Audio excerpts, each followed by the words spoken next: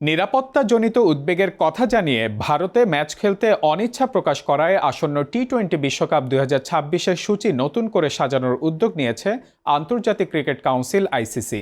Bangladesh cricket board বিসিবির পক্ষ থেকে পাঠানো এক চিঠির পরে এই প্রক্রিয়া শুরু হয়েছে বলে জানিয়েছে ভারতীয় গণমাধ্যম।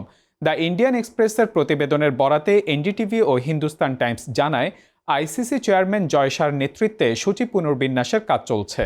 সাম্প্রতিক সময়ে বিসিবি ও ভারতীয় ক্রিকেট বোর্ডের সম্পর্কের অবনতি এই সিদ্ধান্তের পেছনে বড় ভূমিকা রেখেছে বলে মনে করা হচ্ছে। কলকাতা নাইট রাইডার্স থেকে মুস্তাফিজুর রহমানকে ছেড়ে দেওয়ার ঘটনাকে কেন্দ্র করে দুই দেশের মধ্যে টানাপোড়েন শুরু হয়। রোববার বিসিবি এক বিবৃতিতে জানায়, নিরাপত্তা ও সুরক্ষা নিয়ে ক্রমবর্ধমান উদ্বেগের কারণে তারা আইসিসির কাছে আনুষ্ঠানিকভাবে আবেদন করেছে তাদের ম্যাচগুলো ভারত থেকে সরিয়ে যেন শ্রীলঙ্কায় আয়োজন করা হয়। মূল সূচি অনুযায়ী গ্রুপ সিতে বাংলাদেশের 3টি ম্যাচ হওয়ার কথা ছিল কলকাতায়। 7 ফেব্রুয়ারি ওয়েস্ট ইন্ডিজের বিপক্ষে, 9 ফেব্রুয়ারি ইতালির বিপক্ষে এবং 14 ফেব্রুয়ারি ইংল্যান্ডের বিপক্ষে।